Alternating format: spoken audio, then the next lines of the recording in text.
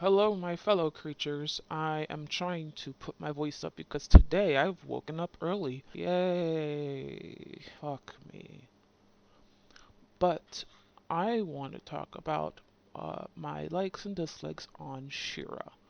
Now, I don't mean the old Shira, I mean the new version that was on Netflix. Now, I really liked the plot and the story and the characters that they were proceeding in this show. And I just love the redesign they did. It doesn't look like the old version where every single female looks exactly the same, which I don't understand why, but we're not going to get into that. Now, I really love how the director did everything here. I love the animation, and the animation really reminds me of an Avatar feel for some reason. I don't know if it's just a style or what it is, but it did give me that vibe. And well, mostly everyone doesn't know, but Avatar is my favorite show of all time. It is my childhood. I grew up with it, and nothing can compare with Avatar. Legend of Korra is a different story, but the Avatar, yes.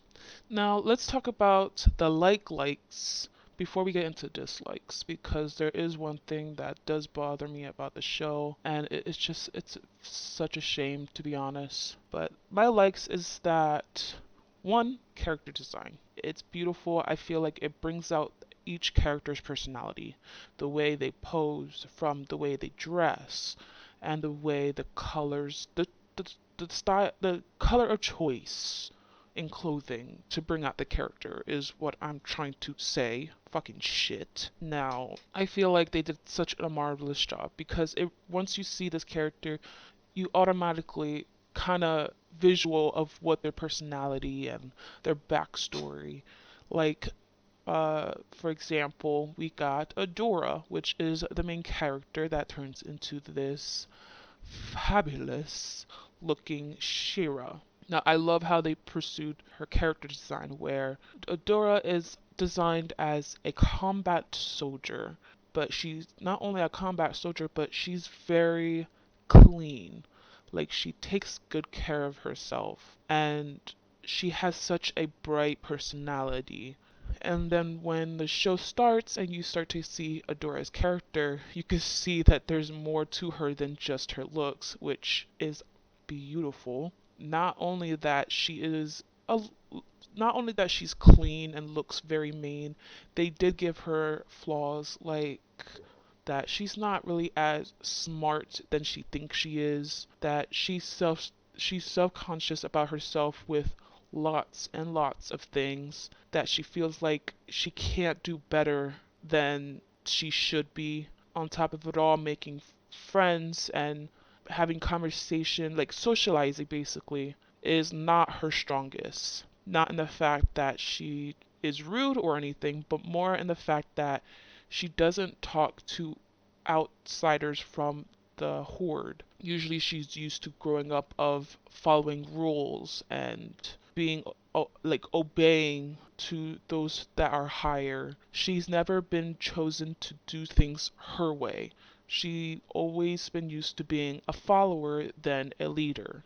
And then we got Catra, which is my favorite character of all time. I'm sorry. But Catra hits me the most. By looking at this character, we could see that, oh my gosh, she's probably very menacing, very evil, and wild. That the hairstyle give that instant of wildness. Her pose give off like, oh, I'm the strongest, you follow me type of lead. Her outfits give off that, like, able that she moves a lot. She's very like athletic and moves a lot with her arms and her legs. That's why her outfit's so tight, so that nothing can stop her from jumping, running, hitting, and all that combat. So we automatically think that she's good at combat. She's good at fighting. And then when the show progresses, we can see that she isn't all that she seems.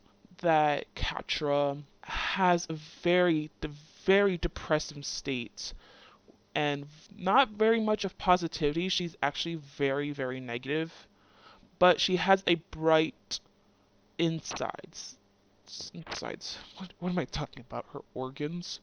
I mean, her personality is very bright. She's very kind deep inside, but is afraid to bring that out. Now, Catra is another character that is has a problem with socialization, but it's a bit different from Adora, as Adora has problems socializing, as she doesn't really talk to much people as a friend, more like a leader.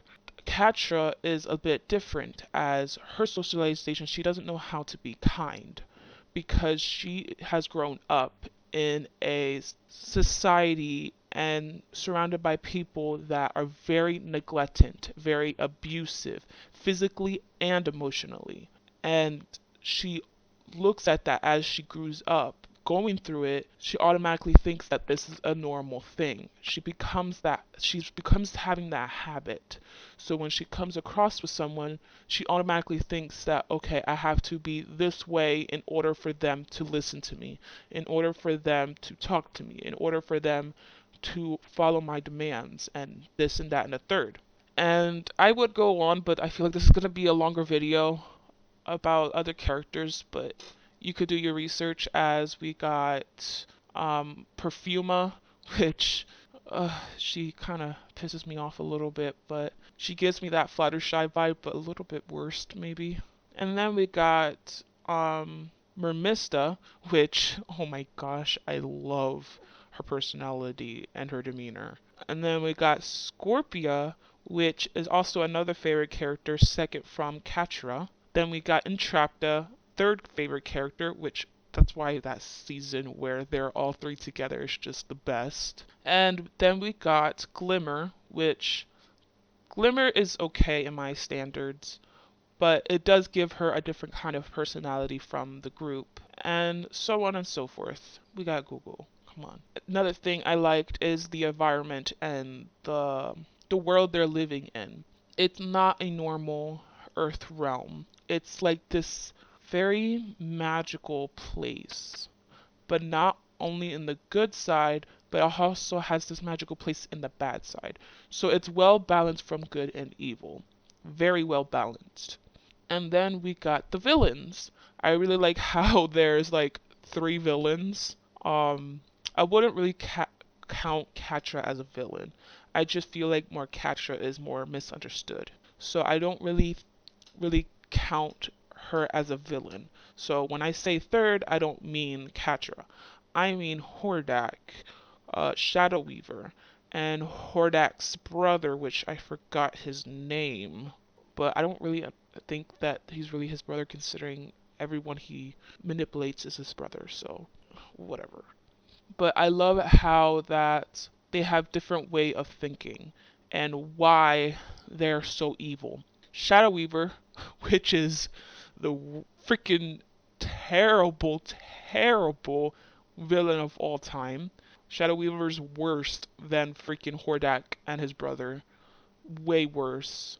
I will talk about that in another video, because it's a long list of why. But Shadow Weaver is evil in the sense that she just craves for power. That's pretty much it. She craves too much on power, to the point that she's not realizing of her surroundings, of other people. She doesn't care about other people. She doesn't care anyone but herself. Very narcissistic, basically. And then we got Hordak, which we're supposed to proceed as Hordak as the second villain, like the higher than Shadow Weaver. But I really don't see that. I feel that Hordak has more of a heart. Hordak has a bit of a soft side, but he doesn't show it. He doesn't show it because he wants to show everyone that he can lead, that he is a leader.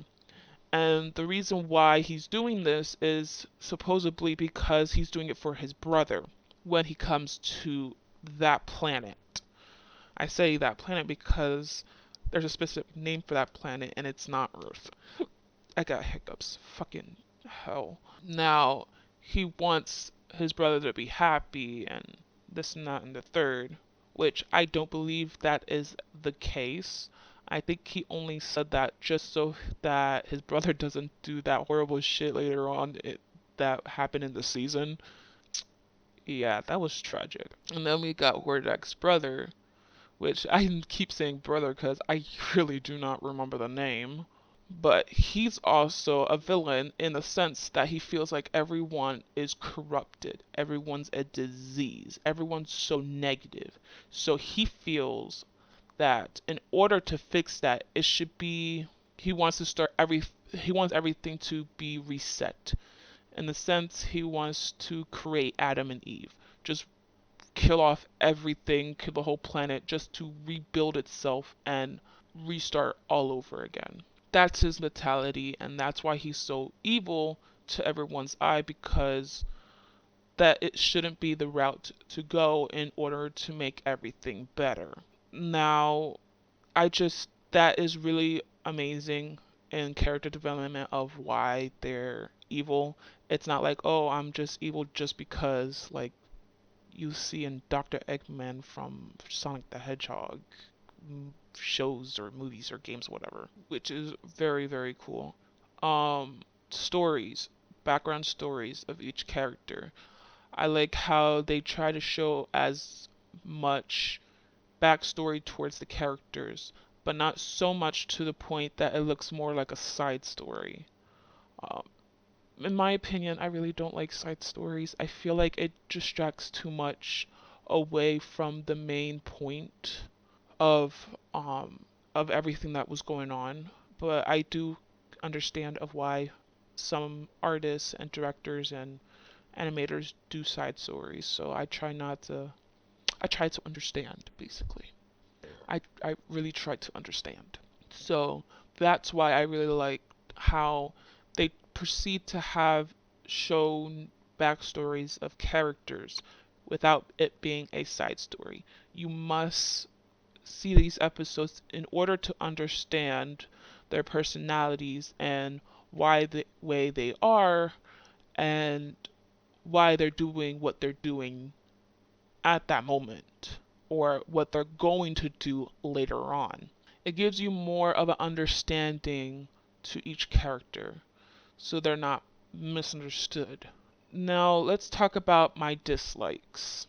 Uh, my dislikes in in the show is how the names are a little too close to My Little Pony style.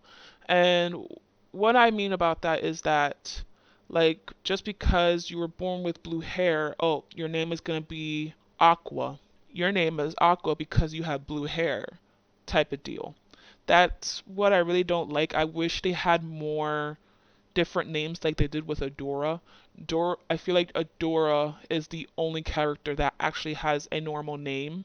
Along with the witch's name, I forgot her name. Man, it's on the tip of my tongue.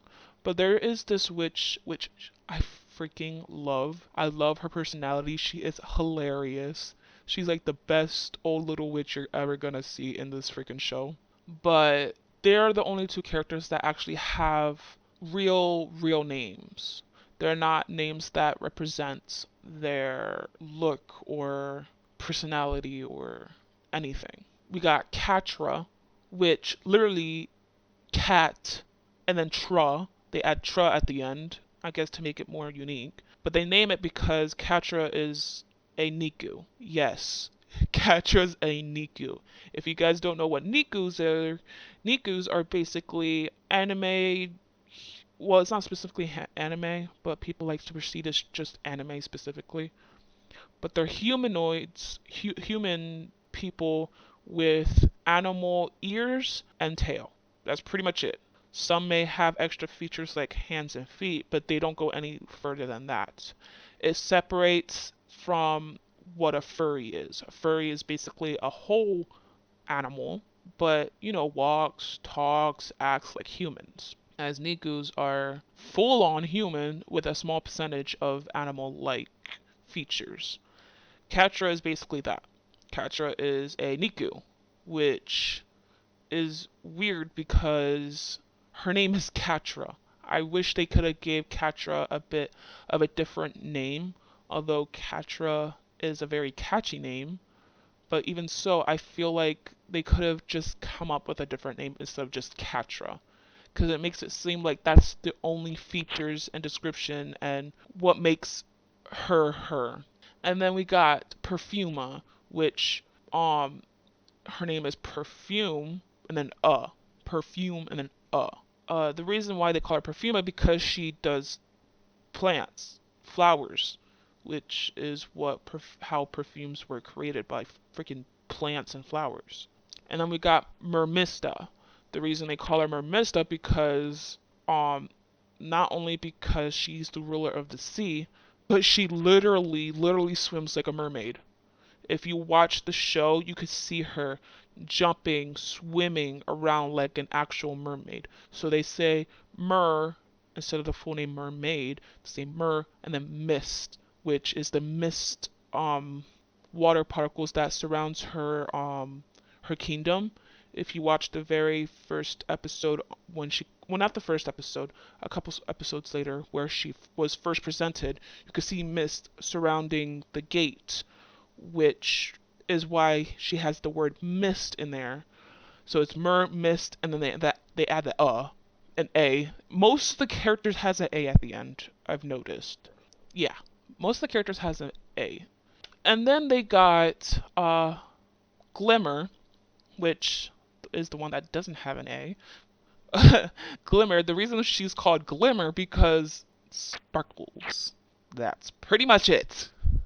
She can teleport, but sparkles appear. She has sparkles in her hair. Everything's just sparkles, sparkles, sparkles. So they call her Glimmer.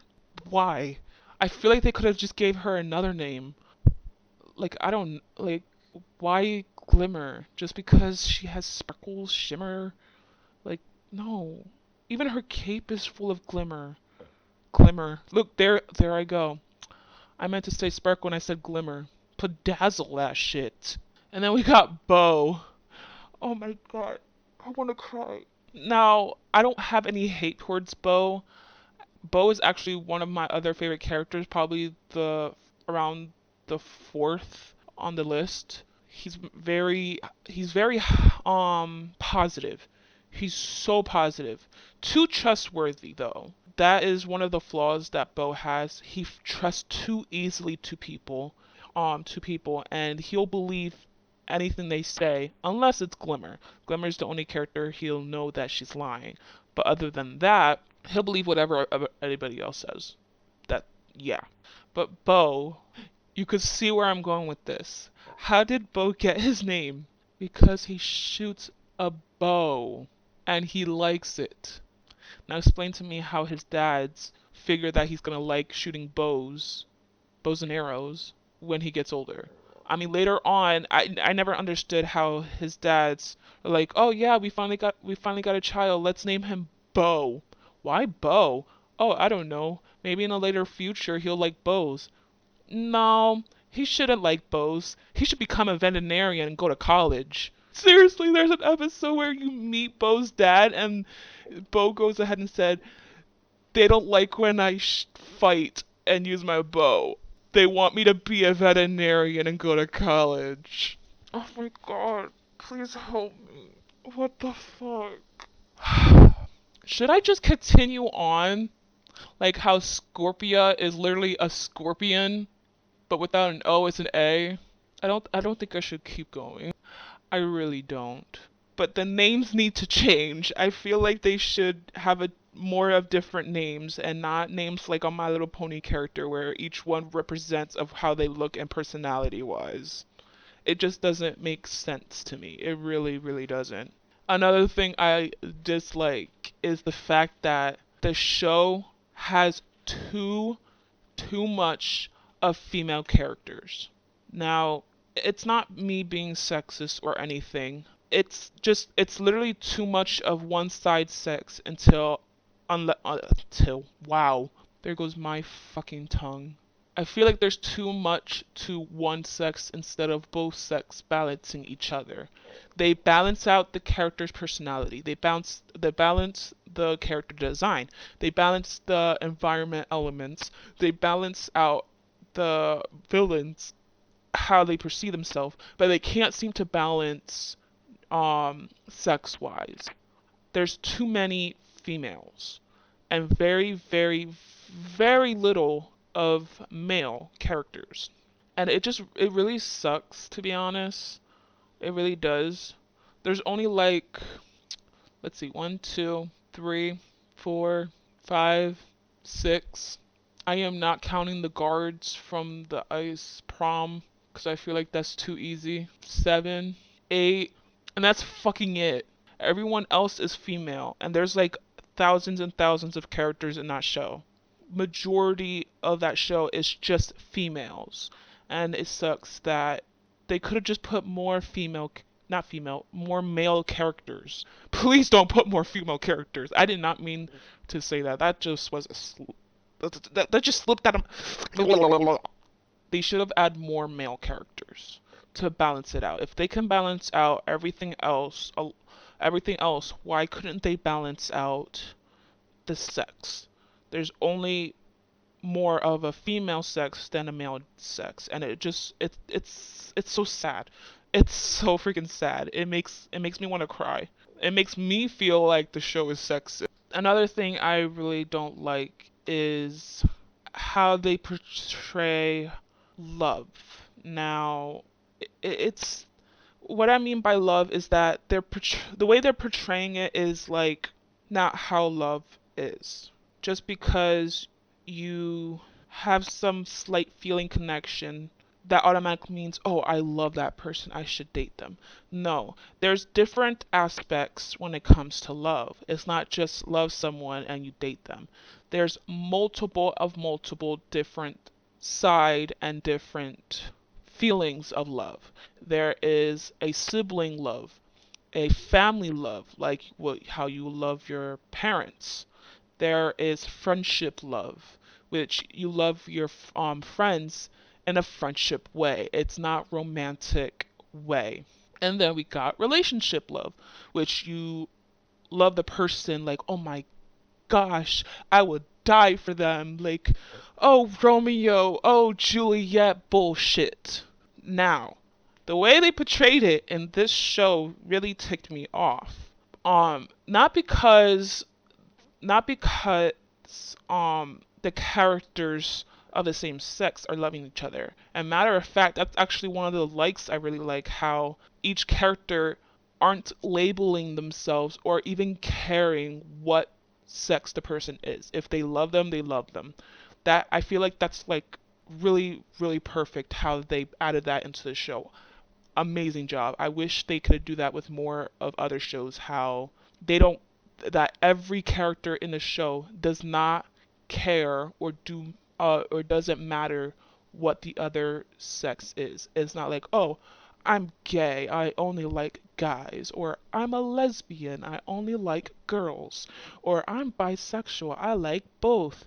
No, I the show is portrayed, oh, I like that person, I like that person.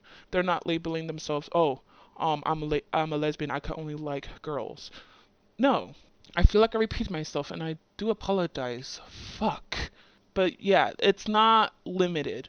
It's basically everyone is a bisexual or pansexual. Like everyone in the show. It just depends if they have that connection or actually love that person, which I absolutely love. That's not the problem. The problem is how they proceed and portrayed it. And I'm gonna show you next. I'm gonna tell you what it is. Catra and Scorpio and Adora situation. Plus, not just them, Catra and Hordak. Mm-hmm. Hordak and Catra, which was apparently canon, which I finally fucking disgusting. And then they have another character. Give me one sec. I'm trying to remember. There was another character they added together as like a ship thing, and it really upsetted me. Well, I'll remember maybe later on. But the reason why this pissed me off is because they were going to the right route until towards the end, and I feel like the only reason they did that is just to make the fans happy. I don't know why. They just wanted to do that to make the fans happy, which, no, don't do that, please. Please. Just do what it was right. It's not that hard. But basically what happened is that towards the end through the whole show, Catra and Adora became together instead of Scorpio and Catra. And then they made a Hordak and a Trapda come together, like a relationship wise. Pedophilia. And the reason why this pissed me off is because there is no connection there. And not connection in the sense like love connection. They have love connection, but it's a different kind of connection. Adora and Catra has a sibling family connection. That's the connection they have. It's not love. And then in Trapda and Hordak, I see it more of a friendship or a parent role family love connection. I said family. Why did I say that? I said it twice. But you get my point. Now, they even tried to ship Scorpia with Perfuma, which is not a love connection. It's more of a best friend friendship connection. And this really upset me for many, many reasons because they portray it as, oh, just because they have a small connection, they automatically love each other, which is not the case. Now, I'm going to explain why I see this as a different connection, love connection, than a romance connection. I'm going to start off something small before I can get into the strong, pissed off shit out of the most of the bunch. We're going to start off with Hordak and Atrepta. Now, Hordak and Atrepta doesn't have that relationship connection. They don't. And towards the end of the show, they made them like as they have a strong relationship connection, which is very disgusting for multiple reasons. Hordak is like an alien figure from another planet. He doesn't belong in that planet specifically. And he's supposed to be 100 years old. But hold on. Now I'm actually curious. Give me a sec. Hordak. Why do I have caps on? Hordak. Fucking hell. Hordak. Age. Oh, that's what his brother's name. His brother's name is Prime, by the way. There's a Wicca here. Wikipedia. Okay, let's see. Yeah, see, look, girlfriend and Chapter. Oh, fucking disgusting. Hold on. I like how they said born in February 18th, but there's no year. I don't think they are going to say his age because they know that he's a fucking old man dating a teen. How old is a Chapter? Oh, okay, that's actually interesting. Okay.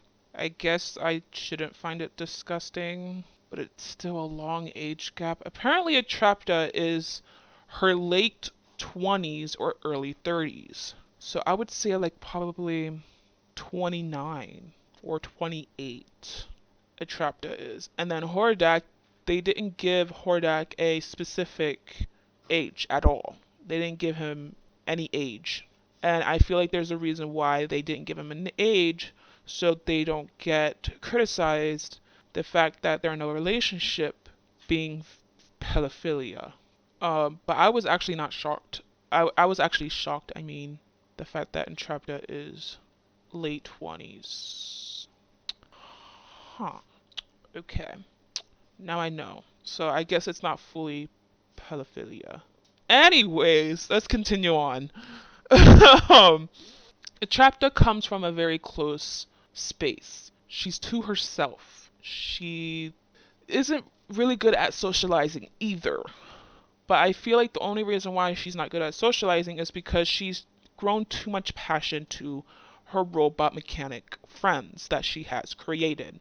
She likes to build robots and love to experiment and learning new things. She does not give up very easily, When she wants to do something, she'll do it and she'll get it right.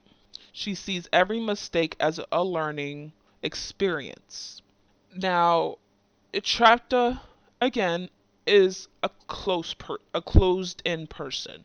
She doesn't socialize. She doesn't like going to parties. She finds everything fascinating to the point that she finds human fascinating, even though she's human herself. Now, her huge passion is to build. That's her huge passion. She doesn't care about anything else. And she likes teeny tiny little foods, which I find freaking adorable. Now, Hordak seems to also be a very close person. We can see during the show that he kicks anybody out from his area space bubble. Yeah, but he's also a very close person. What's the word? They're both introverts. So it kind of makes sense they would get along because they both have something in common besides the introvert.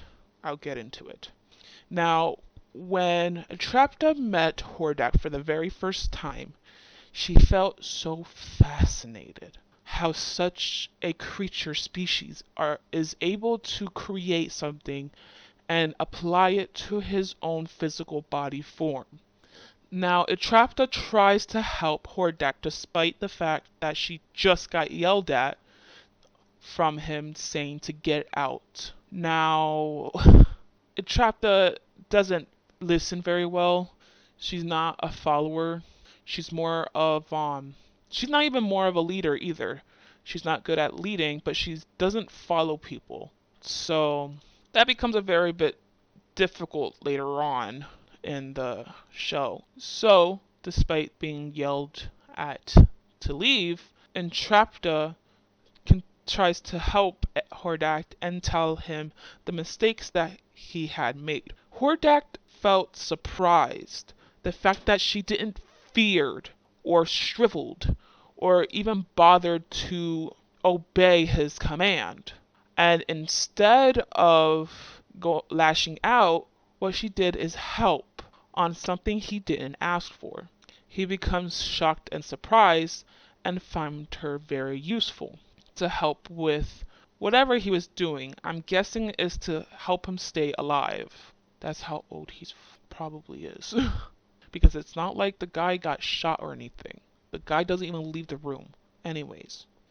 Now, at this point, we can see that they're having a close bond. He gets to talk to Catra like you would have as a friend, someone close to. And he sees Catra very understanding. He felt happy. He felt safe. He felt like he gets to be himself without other people criticizing him. Now, Catra finds it normal. She doesn't find anything wrong with it. But she did learn later on when he has a temper, he has a temper. And she doesn't lash out at him or anything, but tries to comfort him. Now, we can see this is a bond starting as a friendship because every connection starts with a friendship. It don't matter who it is. You can't just love someone on the spot. This ain't Romeo and Juliet, like love at first sight. That's not how it fucking works. Although my scenario is a little bit different, I guess. I don't fucking know. But they start to have a close bond, talking to each other, bonding as friends. They didn't give any sight or any reaction of a love affection. It's more of a sight and reaction as, oh, this person really understands me, or this person doesn't fear me like other people. They're shocked, they're surprised, and they're happy. So we see that they stood working together, and we saw that towards the end of the one of the seasons, where Hordak felt crushed.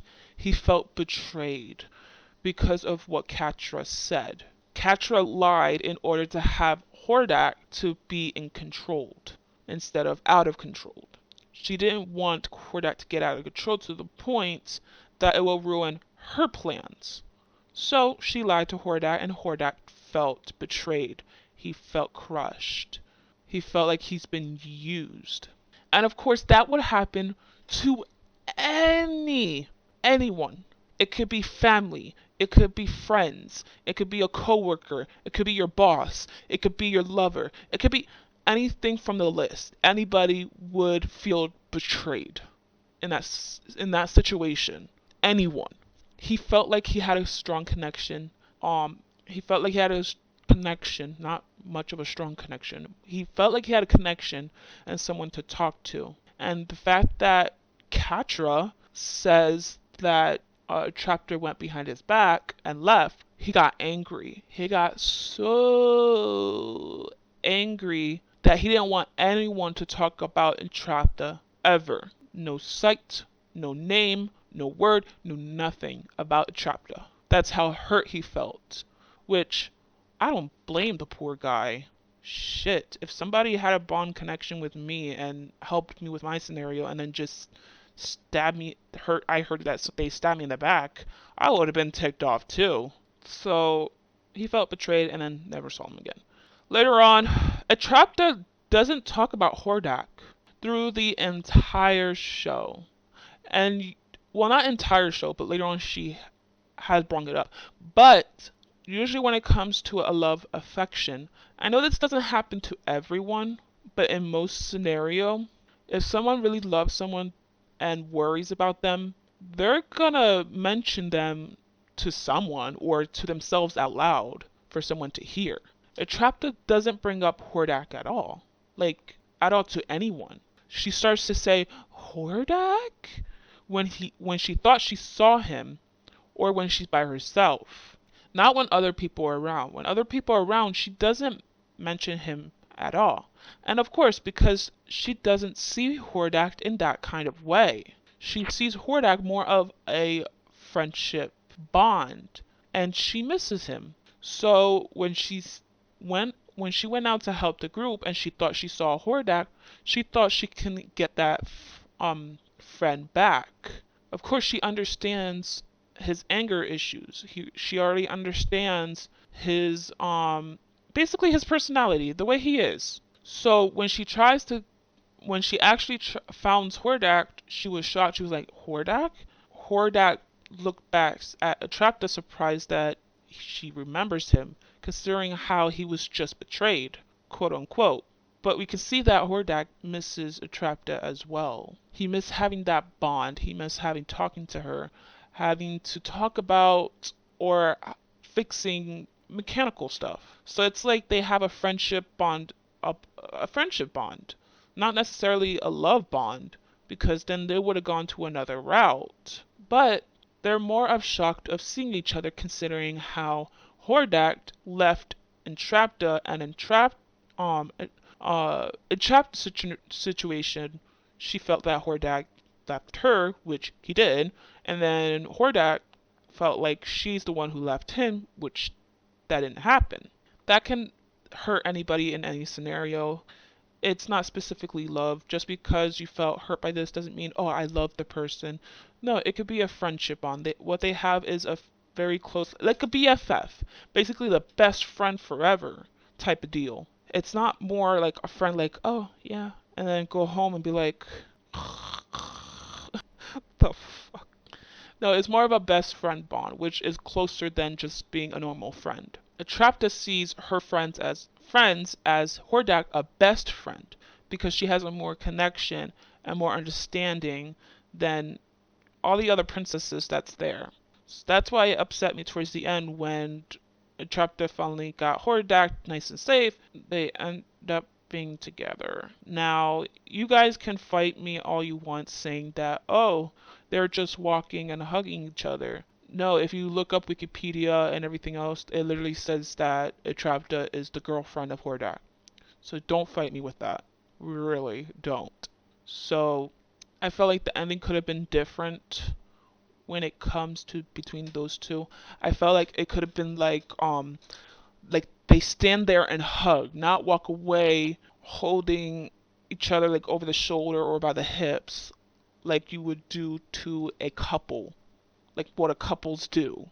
I felt like they would have been standing there, they hug each other, Entrapta being very, very like tight and close, being like smiling very happily as Hordak is a little happy, but he's not so much with hugging, so he's just standing there with his arms down like, you're squeezing me too hard, but I'm happy that you're here type of deal. Not walking away like off to a sunset ready to get married.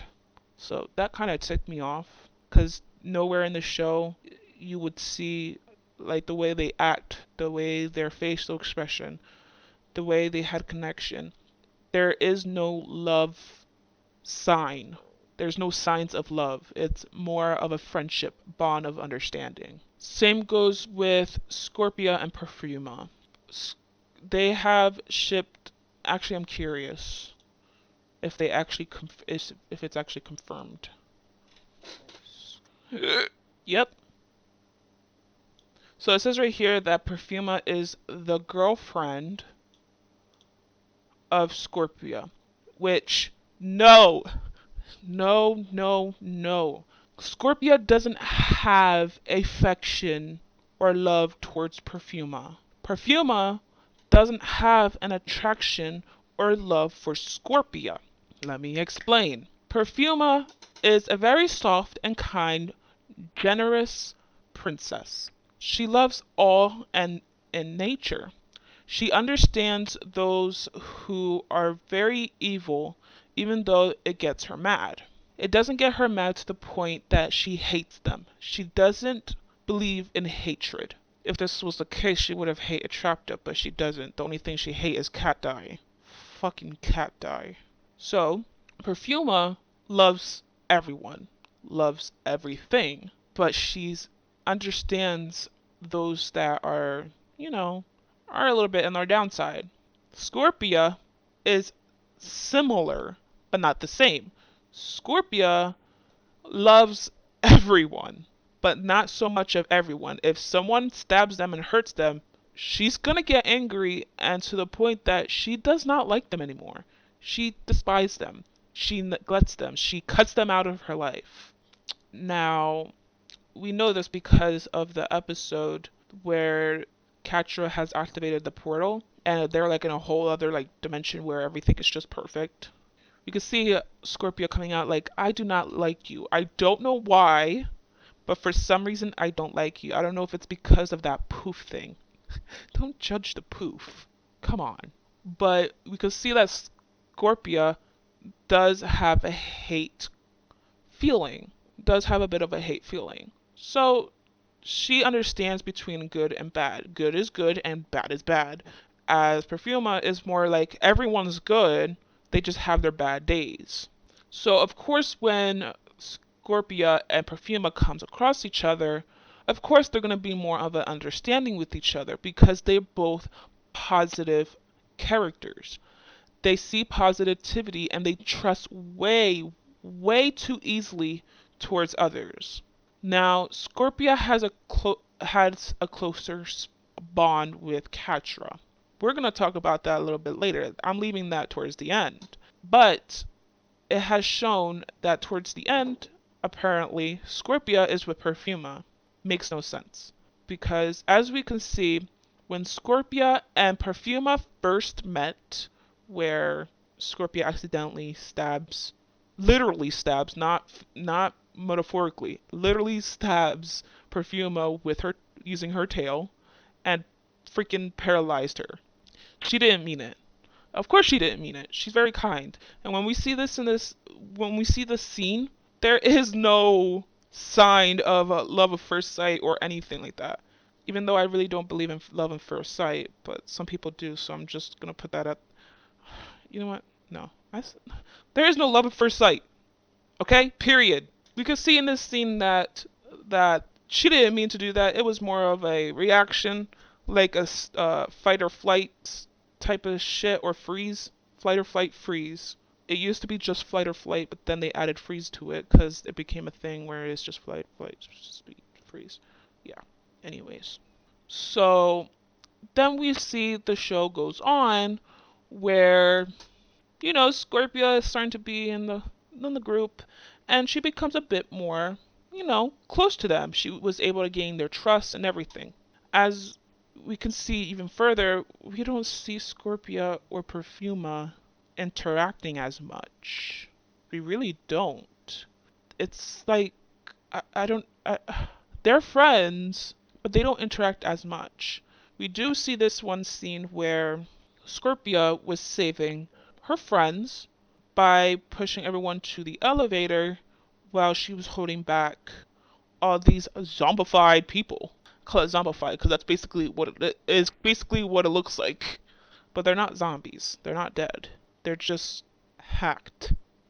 Mind control. Anyways, so she saves her friends, and of course, who would want to? Would you want to save your friend? I know some of you guys saying, "Fuck no! If I want to live, I want to live." Then why? I thought they were your friends. Wouldn't you help your friends? I know I would. I would help my friends. Fuck that. But I see that more kind of like selfish. And mind you, Scorpio isn't a selfish person. Fuck me. She isn't a selfish person. And neither is Perfuma. So of course they're gonna sacrifice themselves for friends. So this scenario doesn't show any affection or anything. She's just there to save her friends. There's no bond. There's no connection. There's no nothing. I see more of Scorpio and Perfuma being best friends because they have more similarities than the other group. The only difference is that if Scorpio feels betrayed and hated, she'll block them out of her life. And Perfuma doesn't see that as a good thing. That's probably the only difference they have. But other than that, they're both they give off that friendship best friend type of deal. Like I mentioned with Hordak and a Catra, it's the same scenario here. They both understand each other, they both know what they're going through, and they both have everything in common. Me, I believe that if you love someone, there is a negative and a positive. There is one side of a magnet and then the other side of a magnet. And when they're both opposites, click, they attach. But if they're too similar, they're gonna break apart. They're not getting really close enough to be a love relationship. That's how I see Scorpio and Perfuma. Perfuma and Scorpio are both positive magnets. They just they just don't connect. And we don't get much screen time to see if they did had affection with each other. But throughout the whole show, there is no connection. It's more of a best friendship bond. We can see it from the way they act, from the way they talk, their personalities, just everything. Everything shows. Body language is stronger than words.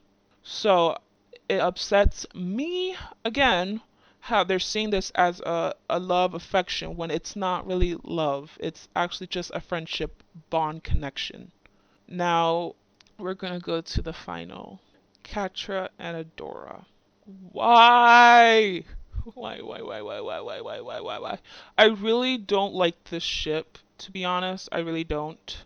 Because I know people won't believe it, but this is just how I feel. But I feel like this two friendship thing is incest, even though they're not blood related.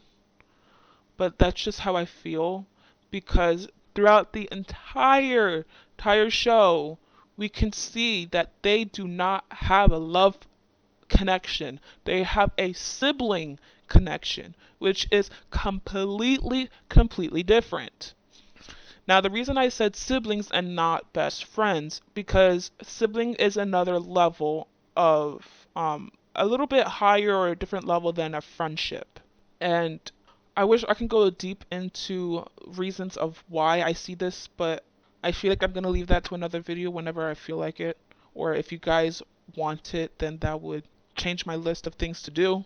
But the reason I see this as a more of a sibling bond is because the way they act. We can see in the very beginning that they got along. They really got along. But you can see so much difference between them. Way too much difference.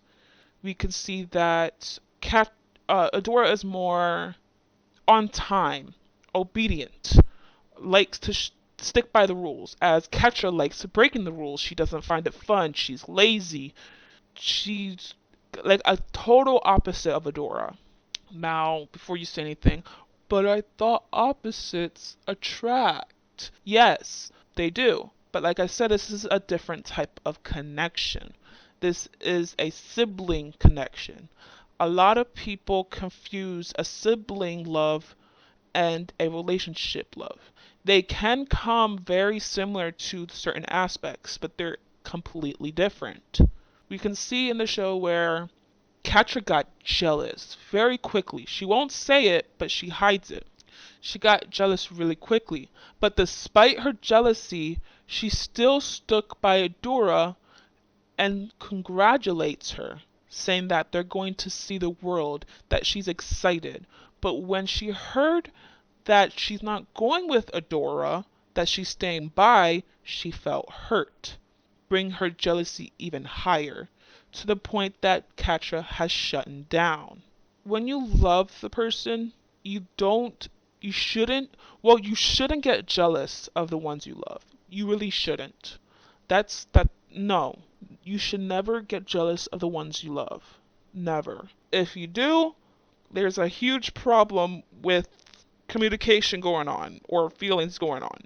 But Catra got a huge jealousy over Adora, considering how Adora got more praised, that more privileges, and was able to do more things than Catra was ever doing. Every time Adora makes a mistake, she immediately gets forgiven in 2 seconds. As Catra, it don't matter what Catra do or does, she will get in trouble. She gets punished. She gets neglected very quickly. Like a whole bunch of scenarios. That's why she's so jealous of Adora, because Adora has everything that she doesn't.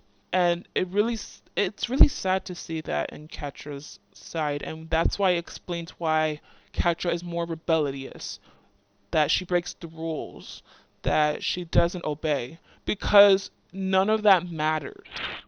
It don't matter if she does obey or if she does follow the rules. She will always be targeted as the bad guy. So that's why Catra is the way she is, because it don't matter what she does. She'll get punished. As Adora doesn't. We see this in the very first episode. The very first. It's like the show is like pointing out that they have a close relationship, but there is a negative side between them. So later on, that was the first episode. You can see that in the first episode. Now later on in the show, of course they split up, where Catra stood at the horde as Adora went with a mission with Bow and Glimmer and the other princesses, I guess. Now, we can see later on how they come across. Adora can't get over the fact of Catra, good and bad. She can't get over it. Same goes with Catra.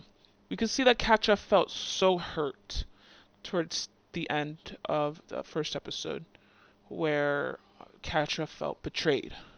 She wasn't really betrayed. There is a video someone did explaining this of Catra's backstory and why her personality is the way she is. On YouTube, you can go check it out. But I'm not really gonna go in details on why. But Catra felt very hurt and very betrayed, and I would too. Anybody would have felt the same way.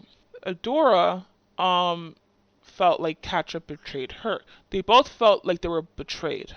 Now, we could see later on in the show where they have crossed paths again. And we can see multiple times where they have crossed paths, where we see Adora just standing there and Catra saying, oh, not this again. This is not because I like you. And then Dora says, I didn't say anything, or says, oh, I like you too. Now, when they say that this isn't love, okay, it really isn't.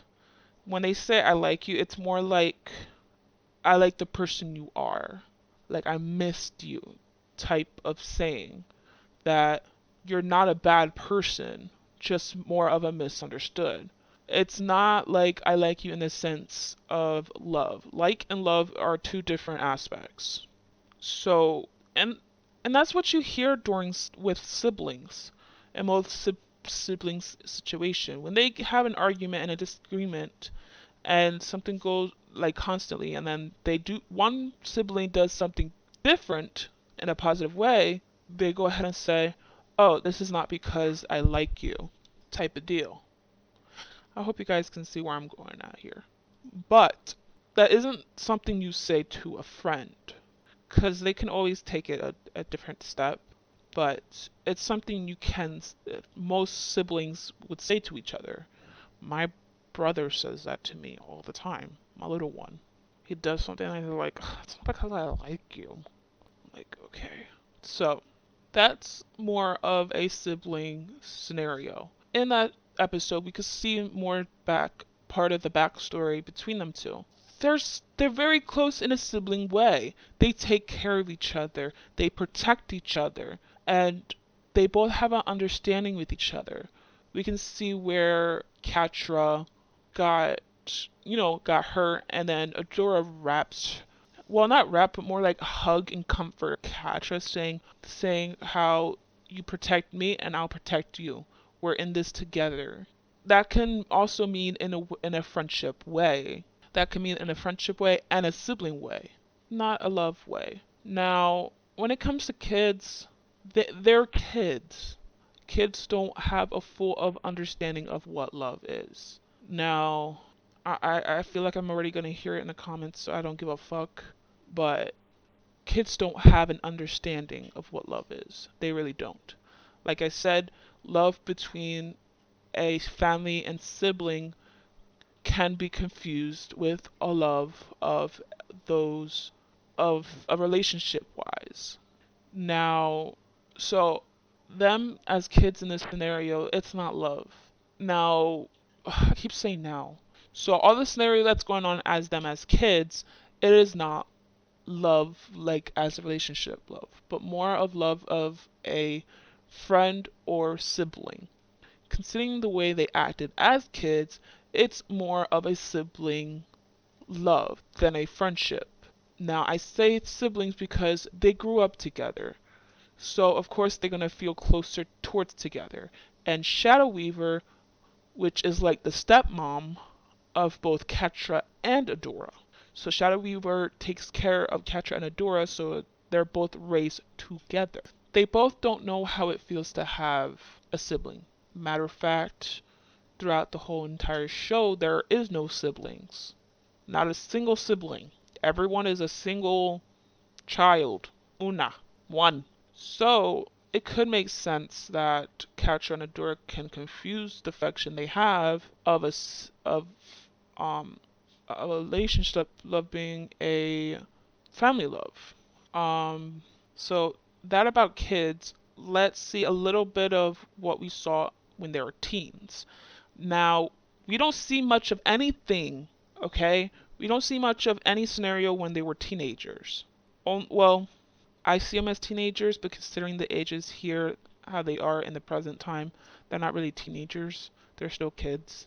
But they're older. They're like, I'm guessing like 13, young. Like around their 13. Young teenagers. We don't barely get any glimpse of them as young teenagers, only when they were kids. The only glimpse we got when they were young teenagers is on that same episode where we're looking throughout their entire background. And it's where Adora and Catra are fighting. Of course, they're fighting as for fun, although Adora is more seeing it of that you have to pass in order to get a higher ranking, which is a little bit issue, but they both see it as a fun work. And Catra got off guard to another crewmate, another child, and later on we could see that Catra got hurt. Of course, Adora tries to comfort her, and Catra just kept to herself, saying, "Yeah, I'm fine, I'm fine." Turns away and starts to cry, or get angry. Where was I going with this? Catra doesn't stay with Adora, like most people would. She doesn't stay and congratulate Adora. She just walks away angrily, thinking about herself. She's only worried about herself, how she was hurt, how nobody cares for her, which Adora does care. But the way Adora proceeds towards to try to care for Catra was the wrong way. Now, dealing with depression, especially in Catra's state, is very complex, at least to the eye, but it's not really that complicated. I know how to handle people that are depressed. I get depressed too. Everybody gets depressed. But it's a certain level of depression. Everyone has a different level. Some has high, some has low. Catra is a very, very high state of depression. So in order to help her and understand her and comfort her is way, way different how you're going to perceive someone with a very low depression. You perceive them way differently. So the way that Dora perceives it isn't the best way to deal with it. So, of course, Catra is going to walk away. Usually when you love someone, you stay there despite of how you feel, because it isn't about yourself but more of the other person. Love is crazy sometimes, love is blind. So yeah, we can see later on that this whole connection between these two are exactly the same. Siblings fight all the time, okay? Yes, relationship loves do fight, but the way between Adora and Catra's arguments and fighting is not something you'll see in a relationship. And if you do see that in a relationship, it's a very, very toxic love of relationship. It's very toxic and it should not have happened. Yes, relationship do fight, but that is a dramatic over the top arguing and fighting. You would not see that to a couple or love or anything in that relationship aspect. But in siblings, on the other hand, you do see. Now, I would say friendship people that are friends with each other or best friends, they do fight. They could fight like this. But there's a difference. So, as I was saying, it's different from a friendship because if you see that type of arguing and hatred and everything towards friendship wise, the friendship will be broken. They won't be friends anymore. That's a difference between the friendship arguing and a sibling arguing. Now, siblings, they argue like that. And when they do argue like that, they may feel like they hate them or like um angry at them and this and that, the third. They'll think a bunch of things, okay? But they do not separate. They always stick by together. They will always protect each other and they will always love each other. That's what's going on between Catra and Adora. Despite all the arguing and the fighting that they've constantly had throughout the whole entire show, they still like each other, understand each other, still protect each other. Protect each other so much to the point that Adora could have just dropped Catra off the cliff, but decided not to. She protected her despite the fact that Catra was treating her the way she was. Same goes with Catra. Catra has saved Adora multiple times. She has saved Adora from the situation with um the statue thing where they were being chased by spiders. Catra has saved Adora from Hordak giving not Hordak, Shadow Weaver giving Adora back her sword. Catra have saved Adora multiple times. Adora have saved Catra multiple times. They understand each other multiple times. They like each other, despite saying they don't, multiple times. Yet they still argue and have this fight over each other, despite that they still want to stay together. That's a sibling love, okay? That's sibling love. That is not a relationship love. That is a whole different thing.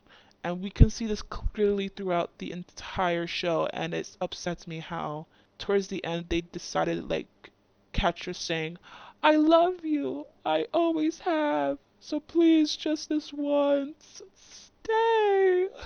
I felt like that was so out of character from Catra. Okay, I felt like that's so out of character. Maybe a different scenario, maybe not a different scenario, but a different wording saying like, Okay, I like you, okay? You're like a sister to me.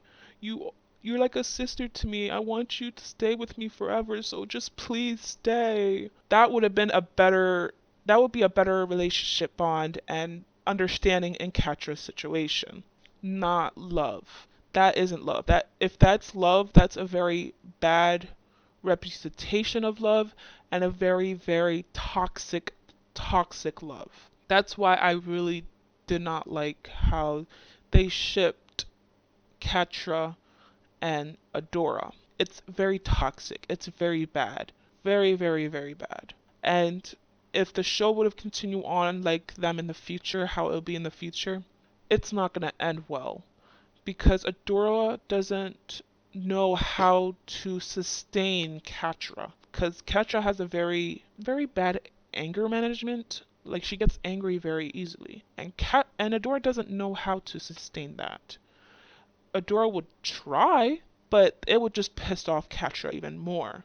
And Catra can't seem to get over the fact that Adora is saying or talking or spending time with other people. She's very attached. Catra is a very attached person. She likes to have that closeness.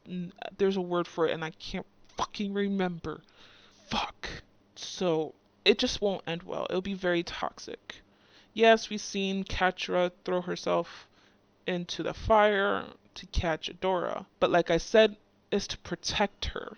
She jumped in to protect Adora from getting any more burnt by getting herself burnt. Sibling love, not a relationship love. Like I said throughout the entire show, they protect each other left and right, despite the fact they had faults. Like literally fight, not metaphorically, like physically fight. They have argued. Just everything by the book. Okay? Everything by the book. So it's not relationship love. That's why I see this kind of like incest despite the fact that they're not blood related because they're too close of a sister bond and not a love bond. So I find it kind of really gross in that aspect. And it really, really disappointed me, especially since Catra and Adora are like the top main characters, along with Bow and Glimmer. Other than that, it just everyone's background characters. Now, background characters, background. This it would take maybe a little bit understanding, but fully not really because they are still part of the shot, so they still should be in a proper way. Now, Catra, Catra and Adora should not have ended up dating each other at all. They should have not ended up dating each other. But what towards the end that it should have been, what a perfect ending between in this show when it comes to character love is Scorpia and Catra.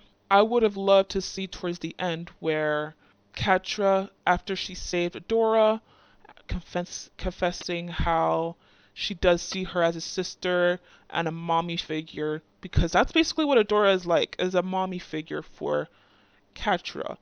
That's the sight I'm getting. That Catra sees Adora like a mommy figure, a sister figure that protects her and gave her something that she wished she should have had from Shadow Weaver. Now, I would love to see towards the end where, when after saving Adora, blah blah blah, Catra comes across and sees Scorpia without Scorpia being mummified. She sees Scorpia and Scorpia sees Catra, all shocked. Like they're both shocked. And as Scorpia tries to ignore her, a little angry, Catra apologizes to Scorpia and confess that she likes Scorpia in a love relationship way, but was too afraid because she felt that love would depart them or something like that. And of course, as Scorpia as she is, she's very forgiving, very easily forgiving, and she forgives Catra and they end up not kissing, or maybe they were going to try to kiss but then stop. Like Catra saying, okay, Maybe not right now. It's too early for that, but maybe we could just hug type of deal. I would love to see that scene. Okay? I would love to see that scene because that makes more sense. Now, why Scorpia? Why do I see Catra with Scorpia if Catra is such a bad negative person and Scorpia a positive person? The way they proceed and act towards each other. During the seasons and episodes of the when they were together, like I guess call it associates type of thing or friends, um we could see the way they acted towards each other. It's gotten to the point where Scorpia actually, like really actually asked Catra out. And Catra. What the fuck? It's actually that Catra didn't mind going out with Scorpia, but she was so atta- attached to the fact that she needs to be better, that she needs to get Shadow Weaver's approval, that she wants to show Hordak that she's the best, that she could do anything that Adora could do. So it ended up to the point, of course, that they broke a little bit off. But we can see the way that Catra is, that she does have a slight feeling and affection towards Scorpia. Not right away, like Scorpia did with Catra, but a little bit later on. Now, Scorpia did like Catra, not right away, but she did start to catch feelings for her a little bit more quickly than Catra. When they first met, she automatically hugged Catra as Catra doesn't like physical contact because she grew up very neglected, so being hugged by someone felt very weird and off-putting to her. Now we can see later on that when they grew a little bit more bond, we can see that Scorpio started to catch a bit more feelings to the point that she wanted to make Catra proud. She tries everything in her power to do everything right to make Catra happy. And guess what? Later on in the show, we could see that Scorpia actually got Catra to smile and feel actually happy. Not an evil smile like, oh, I'm gonna get revenge, but more of a happiness of an actual happy freedom energy. And it's this episode where she got sent to the Crimson Waste. I remember the name. She got sent to the Crimson Waste. Crim. Fuck, I fucked it up again. So she got sent there, and Scorpio was able to get her to smile. Catra felt like a leader, and without Scorpia's help, she wouldn't have gotten to where she was. Catra was able to get Scorpia happy, same with vice versa, and they both ended up actually having a very close bond to the point that Catra wanted to, not Catra, Scorpia wanted to ask Catra out. Catra actually loves Scorpia's company, despite the fact that she finds certain things from Scorpia very annoying. She very she extremely seems to tolerate it very easily, unlike she does with everybody else. With everybody else, when they do something, she automatically lashes out and probably attack and try to threaten them in any kind of way. But when it comes to Scorpia, she tries so hard to hold her anger. She holds her anger to the point that she tries to not hurt Scorpia's feelings. We can see in one of the episodes where Scorpia was annoying and bothering Catra, and Catra was talking to Scorpia about personal space. Catra was in bed, and instead of yelling and lashing out saying about personal space, she holds it in and grinds to her teeth saying, "Wouldn't I tell you about personal space?" Trying to do it very calmly so she doesn't hurt Scorpia's feelings. That is a huge, huge sign from Catra because as we grew up seeing as Catra's personality and how she acts towards things. This was a huge sign that Catra has some kind of feeling towards Scorpio. Now, I know what you guys could probably be saying, what if it's a friendship bond and not a relationship bond? Well, before it goes to a relationship bond, of course it's going to start off with a friendship bond. Every relationship starts with a friendship. And as time goes on, of course we're going to see if that friendship will progress to a love affair or just more of a best friend or sibling figure. Now, we can see during the whole show, Scorpia actually grew feelings for Catra. She literally asked, blushing embarrassedly, to ask Catra out. The only reason why Scorpia hated Adora because Catra wouldn't stop talking about Adora to the point Scorpia kind of got a little jealous. And that's why she hated Adora, because she feels that Adora would take Catra away from her. That's how much Scorpia actually loves Catra. It's shown. It's canon. It's literally there in the show. Catra actually felt comfortable and safe and actually happy around Scorpia, which we could not see her do around Adora. She couldn't be like that around Adora at all. She actually feels a little bit more miserable around Adora because of her jealousy towards her of the praise that Adora has been getting. Scorpia, she felt more at ease. And I could be wrong, so please correct me if I am wrong. But I feel like I remember in one of the episodes, it only happened once, and it was very rare, where Catra actually blushed very lightly towards Scorpia. I could be wrong, I don't know, because I don't believe Catra has blushed at all through the entire show, not even towards Adora, which quote unquote is supposed to be her lover. But Catra was a whole different person around Scorpia, a whole different person. And that is a huge, huge sign. Very huge. This is why I see Scorpia more with Catra. I feel like the relationship could last longer and actually go far. Catra and Adora, it's not gonna go anywhere. I do not believe it's gonna. I believe it's gonna end very, very quickly and become very, very toxic. That's what really upset me.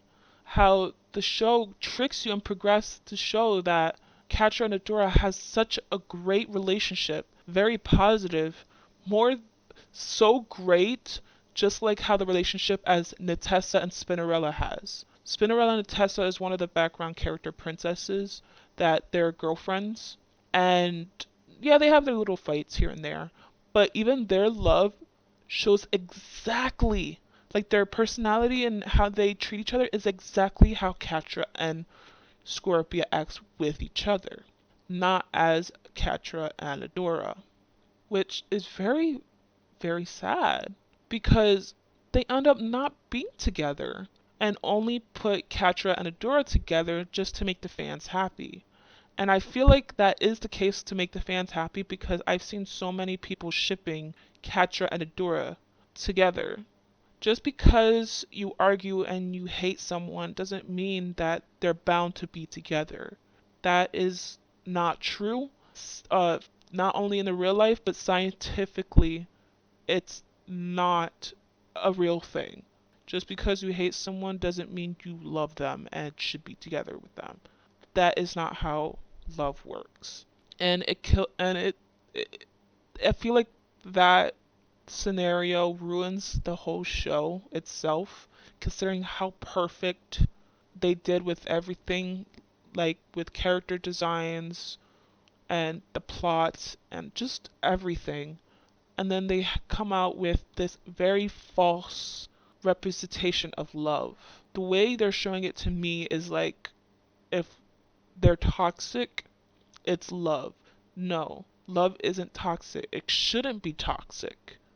And it's just sad. I said that multiple times and I do apologize. Fuck. But if they could, which I doubt it, I would love for them to change up that that scenario. Maybe the ending scene specifically. Now, the shipping with everybody else, like Bo's dad, Spinnerella and Tessa, Glimmer, and Bo, I don't find anything wrong with it. It actually makes perfect sense. They actually connect with each other very, very well, and it's a good representation so far. I don't know if there's any other characters that end up together, but so far that's a very good representation of love. All the other characters, I feel like it's a very bad resemblance, and it's a kids show. On top of it all, it's a kids show. Showing these bad representation towards kids is not a good thing. It really isn't. And it really, really does need to change. This is the reason why I started to not like Shira anymore. I did used to be obsessed with it because everything was just so good until the very, very last episode of the season, or just the last season itself in general. And I really would love to see a change in that. I really would. But that is my like and dislike towards Shira. There's a couple things they should change towards it, but other than that, everything was just beautiful. I love the way they did it, especially the animation and the style.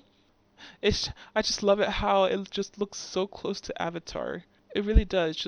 Just look at Shira and then look at Avatar. Hmm. It looks so similar. I don't know if it's because it's coming from the same artist. I don't really pay attention to directors and stuff, which I am so sorry. It's not because you shouldn't be appreciated. All artists and directors should be appreciated of the fine works of this show. It's just I don't focus on it because I'm not going to be able to remember regardless. I'm bad with names. So as soon as I see a director's name, I'm like, oh, okay. And I see another show from the same director, I'm like, why do they look so similar? Who's this director? Okay, so and so and so. So why is it so similar? That's just how my brain works, sadly. But yes, they should be proud of what they did. They should get a round of applause. They should be credited. They should just everything in the book. But there is some things that I feel like it should change. But yeah, that's my dislikes and likes. I said that twice. So yeah. Thank you guys for listening to my speculation on Shira. If there's other shows that you have in mind, comment down below and I'll let you know if I've seen it or not, cause I don't watch much of anything. But yeah.